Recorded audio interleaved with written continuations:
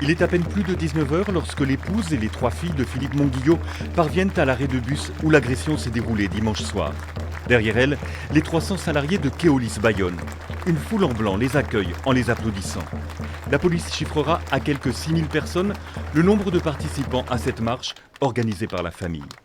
Le cortège part à 19 h 30 du quartier Balichon, proche du centre-ville, pour se diriger en silence vers l'hôpital.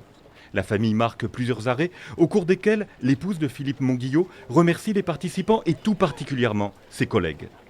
On va se battre pour nous en priorité, bien évidemment, mais pour les gars de Chronoplus, dont Philippe aime, adore et qui connaît depuis longtemps. Et pour vous les gars, je vais vraiment me battre. Je vous donne ma parole. La même parole que j'ai donnée à Philippe quand je lui ai dit la même chose à l'oreille. Car de nombreuses questions et revendications demeurent sur les conditions de travail et de sécurité des conducteurs de bus. Véronique Monguillot sera de ces combats. La foule se dirige alors vers l'enceinte de l'hôpital, au pied du service réanimation, pour clore cet hommage aux chauffeurs en état de mort cérébrale. Derrière les vitres, le personnel applaudit. Je trouve ça inadmissible d'avoir travaillé et qu'on se fasse agresser comme ça pour un masque. Et je trouve ça scandaleux, voilà. De laisser une femme et que quelqu'un détruise la vie d'une toute une famille entière.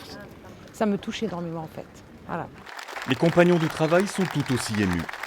Tenir, conduire pour lui. Et aujourd'hui, demain, après-demain, les jours à venir, les mois à venir, les années à venir, on sera là pour lui toujours, avec le sourire.